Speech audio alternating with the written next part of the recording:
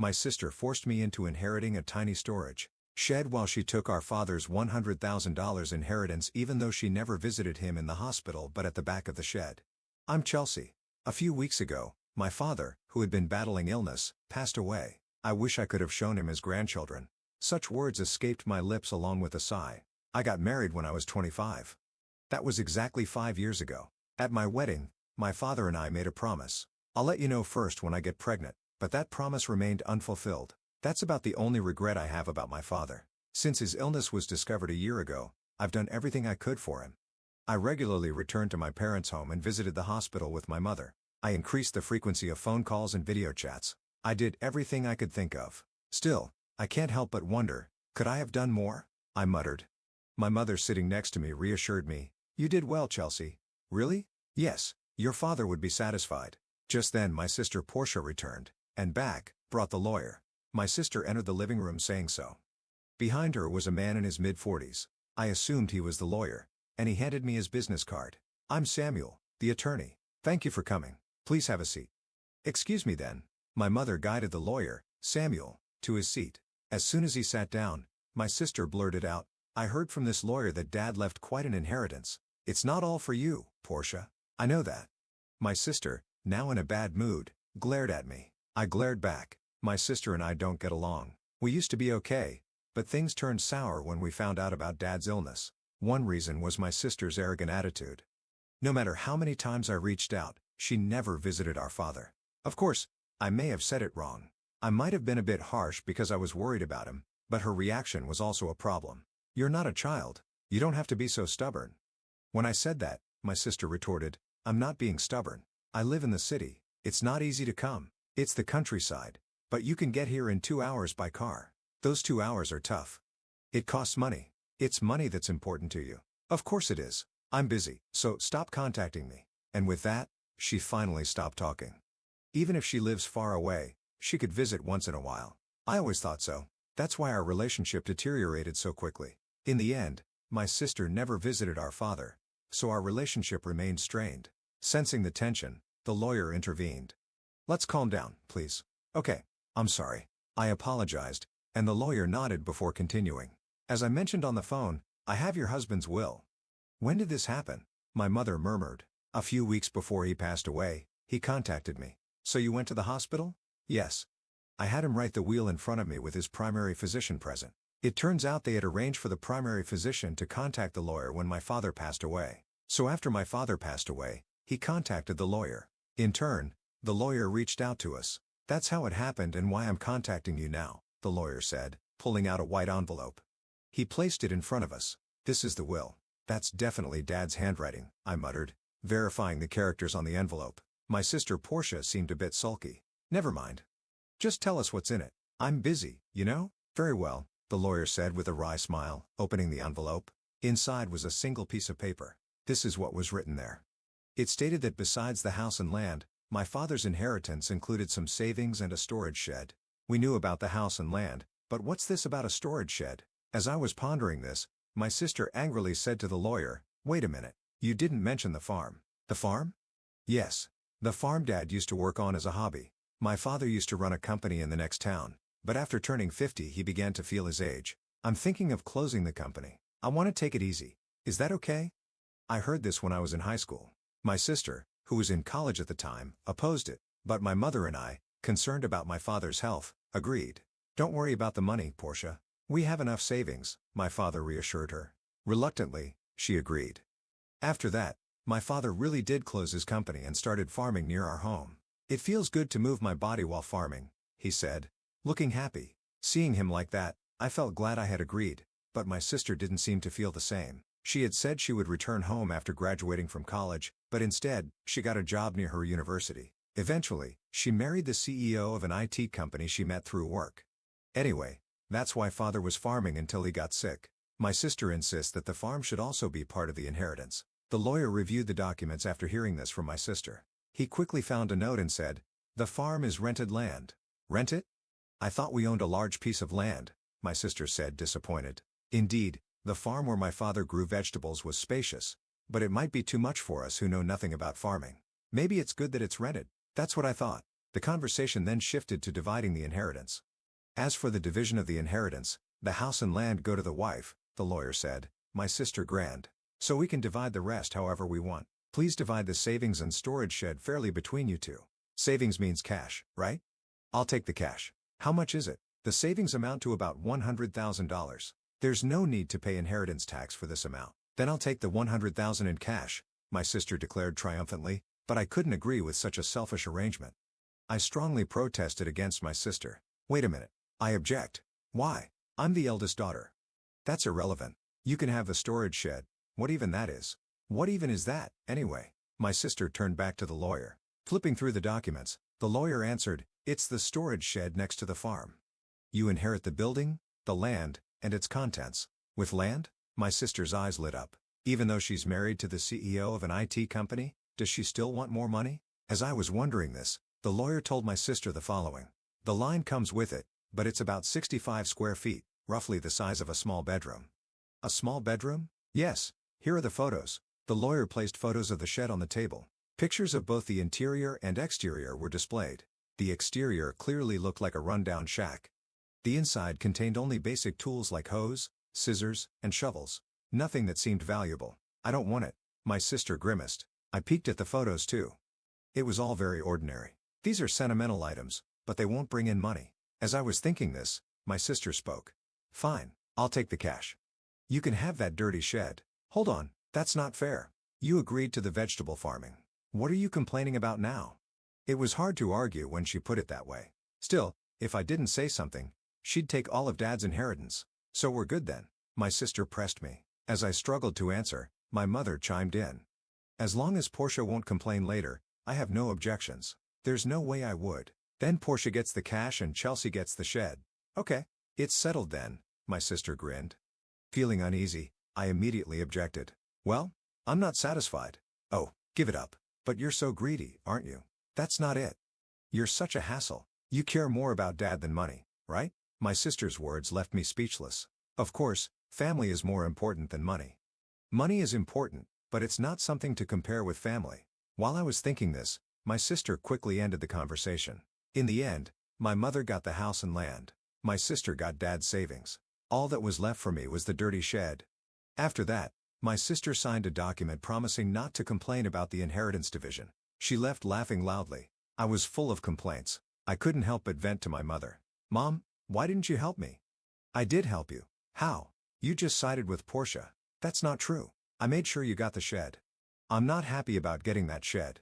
You might find something surprisingly good if you look closely, my mother said with a smile. I could only puff out my cheeks in response. The next day I took the key from the lawyer and headed to the shed near the field. It was a 10-minute walk from home, a rural road where no one else passed by. I finally reached the field my father had rented. For the past year, he had been hospitalized, so the field was empty. I opened the shed with the key. Wow. It's dusty. The shed was quite dusty, probably because no one had cleaned it. Still, there might be something sentimental from Dad. Thinking this, I looked around the shed. Nothing special here. It was just a dirty shed after all. All I found were tools that I'd used for farming. They could be considered sentimental, but they weren't anything special. Maybe I should just take what's inside for now, I mumbled looking around the shed. That's when I noticed something. It looked smaller than from the outside. Maybe it was the dim light, but the inside of the shed felt a bit cramped. Is it just my imagination? Thinking this way I stepped outside the shed, but something still felt off. After pondering for a bit I decided to walk around to the back of the shed. The backside was adjacent to a thicket of various trees. To my surprise, there was another door there. Wait, another entrance at the back? I gasped. When I looked from inside the shed, there was only a wall, meaning the only entrance was the door I had used, yet from the back there was a door. What's going on? I thought about it. A door on the back should be visible from inside too, but it wasn't. That meant there had to be a wall in between. In other words, there was a space accessible only from the back. The moment I realized this, I got excited. This must be Dad's surprise. Dad always loved surprises. He even surprised me on my birthdays. Memories flooded back, and I found myself tearing up. I quickly returned inside the shed and began searching for the back door key. If it was Dad, he would have hidden it somewhere in the shed. With that gut feeling, I rummaged through the shed. After a while, I found 2 keys hidden in the handle of a shovel. I went around to the back and tried one of the keys in the door. With a click, the door opened. What could be in here? The space inside was indeed cramped, only about 3 feet wide. A large safe stood alone in the space. Is this from Dad's company? I recognized the safe. It was the same one I saw in the corner of his office when I was a child. Nostalgic. I hugged the safe. This was a true memory of my father. I felt fulfilled. This alone made the inheritance worthwhile. But knowing Dad, this couldn't be the end. There's got to be more surprises. I muttered and inserted the second key into the safe. With a slightly rusty sound, the safe opened. What? No way. The moment I saw the contents, I was stunned. Inside was an unexpected inheritance. What should I do? Oh, I have to tell Mom. I locked the safe and rushed to my mother. After explaining the situation to her, I called my husband, and with his help, we moved the safe from my parents' house. Then it hit me. The contents of the safe were undoubtedly Dad's. However, if it's part of my inheritance, including the shed, I might have to pay inheritance tax. Better get this checked out thoroughly. The contents of the safe were clearly valuable. I decided to consult the lawyer. Inheritance tax? For that? You should. According to the lawyer, it's better to consult a certified public accountant. So I got a referral to an accountant from a friend. I left all the complicated matters to that accountant. Half a year passed in this way. Just when I thought things had finally settled down, my sister showed up near my home. What brings you here all of a sudden? Well, I had some business at our parents' house. So you stopped by? Yeah, something like that. My sister's behavior was strange. It's funny, no matter how you look at it. Even if my home is close to our parents, it's still a 20-minute drive. We're not the kind of sisters who would casually visit, especially after the tension of her dad's inheritance. It's not a relationship that comes to play carelessly. I couldn't shake off my suspicion as I looked at her. Meanwhile, my sister, acting a bit nervous, asked, "Can I come in?" "Sure, but what's the matter?" "I have something to talk about," my sister said, forcing a smile. Reluctantly, I let my sister into the house. After I served some coffee, she started to fidget and then began to speak. "So, did you win the lottery or something?" "What? No, I didn't." "Then did your husband get a bonus?" I tilted my head, puzzled. I never buy lottery tickets because I'm not interested. My husband, who's a salaried worker, does get a holiday bonus, but it's not that time of year. What on earth is she talking about? Confused, I asked her directly, "Hey, what are you talking about?" Suddenly, my sister got angry. "What? Are you making fun of me?" "No." "What are you talking about?" "Money. Money. You have it, don't you?" "Money? Yes, I heard about it." My sister began to speak excitedly. It was a story from a few days ago. Living in the city, my sister had run into our aunt by chance. The woman started the conversation like this. "I know how hard it's been for you since you lost your father. Are you doing okay?" "Yes, well, I visited him many times when he was sick." "Thank you. But you must be relieved, right, getting such a big thank you gift?" "Thank you gift?" "Yes, your sister sent me a $500 gift card as a thank you for visiting him." "A gift card?" Needless to say, what caught my sister's attention was the gift card. Hearing that I had sent it, she was convinced I had come into some extra money. "You got a windfall, didn't you? Just admit it." My sister interrogated me. "That's what this is about." I sighed. My sister didn't like my attitude and yelled, "What's with that attitude? Are you mocking me?" "No. It was a thank you gift." "So where did you get the money for it?" "That's what I want to know." "From the inheritance, remember?" "Inheritance?"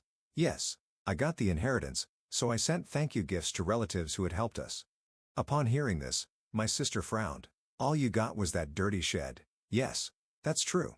But you can't sell that for money." "But there was a safe inside it. That's where the real inheritance was." "A safe? Real inheritance?" I carefully explained to her about the watches in the safe. They were all valuable, collected by my father as a hobby during his lifetime. However, I didn't know their exact value.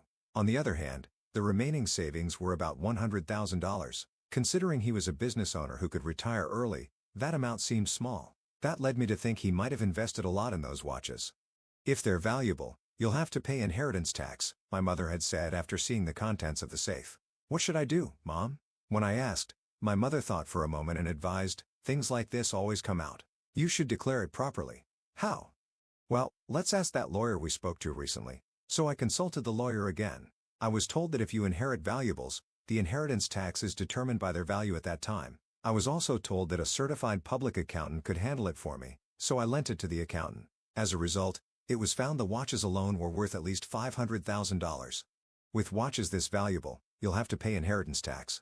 How should I pay it? How about keeping the ones you're emotionally attached to and selling the rest? Certainly, it doesn't make sense to me who doesn't know the value to hold on to such expensive watches. I'd rather someone who understands their worth have them. With that thought, I sold some of the watches. I used the money from the sale to pay the inheritance tax and sent thank you gifts to the relatives who had helped us. Those thank you gifts were the gift cards my sister was talking about. By the way, what I kept were items like the pocket watch my father often wore. I showed my sister the pocket watch as I told her this story. This one isn't expensive, but it holds the most memories for me. However, my sister frowned upon hearing my story. What? You don't have any left? No. There are still some in the safe. Where's the safe? It's at Mom's. The safe is too big for this house. It's the one Dad used at his company. My sister looked away, seeming deep in thought. I felt uneasy seeing her like this, but right after that, she stood up and said, "I'm leaving now that I know where the money came from," and left. Considering how money-minded my sister is, I thought she might demand some of the money from the watch sales. I was relieved she left without making a fuss. However, in my relief, I forgot the unease I had felt earlier. My sister isn't that understanding. I had forgotten that. I was reminded of this late that night when I got a call from my mother. "Chelsea, it's urgent. Come over right away." "What happened, Mom?" "It's just really bad." My mother was frantic and unclear.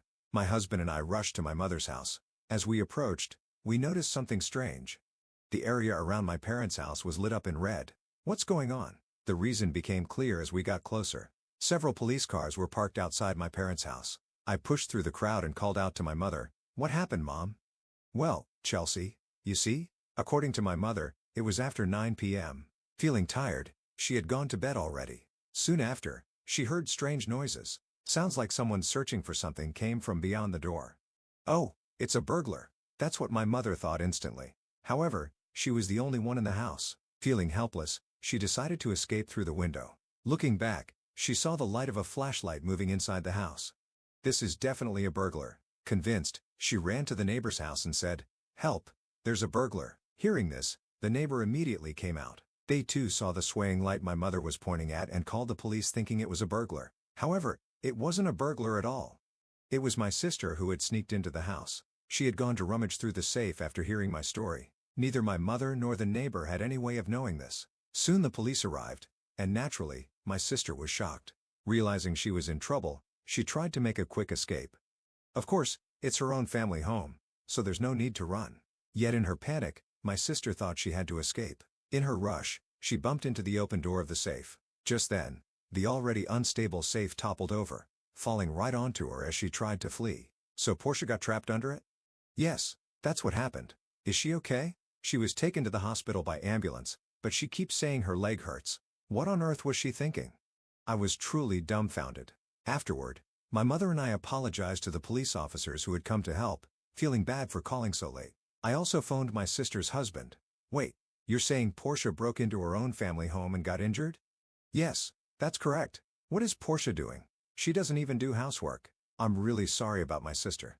"That's it. I'm filing for divorce."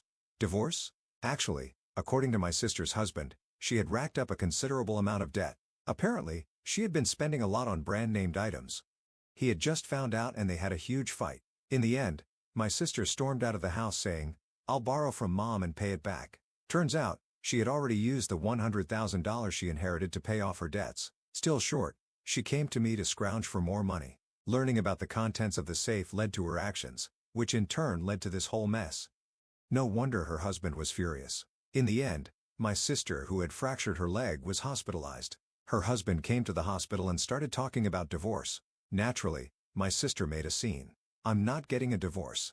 Absolutely not. But, it was too late. Her husband had brought the divorce papers. Seeing them, she had no choice but to sign. Now, she's lying in her hospital bed stunned. There's a part-time job magazine next to her, so she's probably planning to start working part-time to pay off her debts. That would be a relief for me. As for me, I decided to move back to my parents' home after all the commotion. Of course, I'm worried about my mother, but there's another reason. I found out I'm pregnant. My husband and I talked it over and decided to move back home and have my mother help us with the children and childcare. I wish I could have told my father about the pregnancy while he was alive, but I'm sure he would be happy for us. So I'm looking forward to giving birth to a healthy baby.